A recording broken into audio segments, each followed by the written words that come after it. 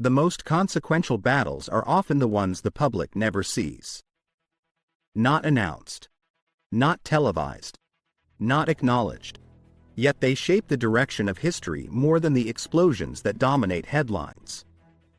Israel and Iran have been locked in a prolonged rivalry, not only through visible strikes and missile exchanges, but through a sustained shadow war operating beneath public awareness. This is a conflict of sabotage, cyber intrusions, intelligence networks, and targeted eliminations. A war without formal declaration. Long before open exchanges captured global attention, a digital weapon quietly infiltrated Iran's nuclear infrastructure.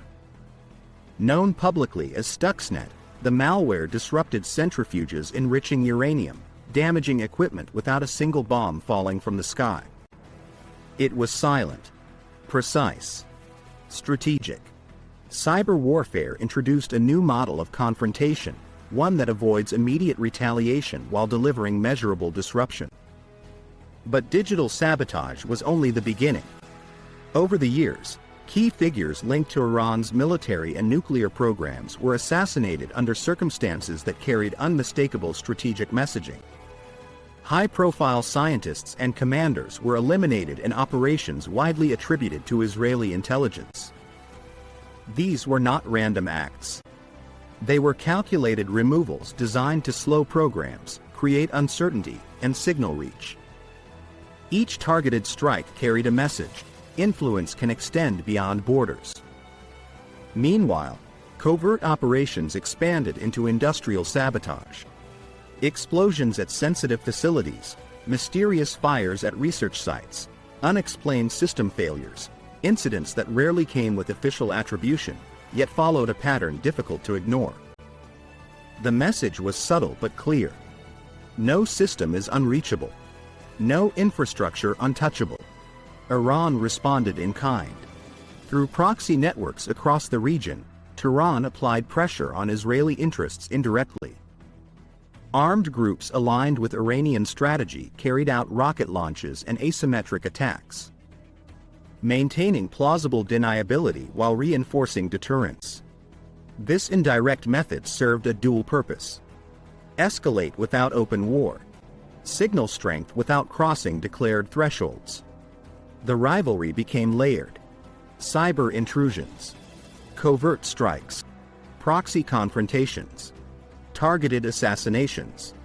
Each action calibrated carefully to avoid triggering uncontrollable escalation. Then came the blending of intelligence and conventional force. In more recent operations, Israeli strikes reportedly relied not only on air power but on covert groundwork laid inside Iranian territory, pre-positioned assets, intelligence coordination, and internal disruption aimed at weakening defenses before visible attacks occurred. This represents an evolution. The line between covert and overt has blurred. And when that line blurs, the risks increase. Hidden attacks carry strategic advantages. They preserve ambiguity. They complicate retaliation. They allow governments to avoid formal declarations. But they also erode trust permanently. Each covert strike deepens suspicion.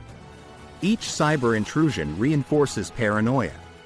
Each assassination narrows diplomatic space. The danger lies not just in physical damage, but in psychological impact. When adversaries believe they are under constant invisible assault, restraint becomes fragile. The shadow war between Israel and Iran has functioned as a pressure release system for years. Indirect engagement allowed both sides to compete without plunging into sustained open war. But shadow conflicts accumulate tension. Every covert success invites retaliation. Every hidden failure invites exposure. Every denial invites doubt. And over time, the distinction between hidden conflict and open confrontation begins to collapse. What makes this rivalry particularly volatile is its persistence. It is not episodic. It is systemic. Infrastructure becomes a battlefield. Scientists become strategic assets. Software becomes a weapon. Intelligence becomes artillery. The public sees the occasional missile exchange. What it does not see is the continuous competition beneath the surface. This is warfare redefined, not by armies crossing borders, but by invisible penetrations into systems, networks, and command structures. And that raises uncomfortable questions.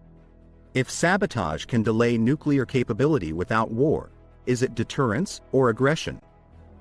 If cyber attacks damage infrastructure silently, is it defense or escalation? If assassinations prevent future threats, do they preserve peace or normalize permanent hostility? These hidden attacks shape long-term calculations far more than dramatic moments broadcast globally.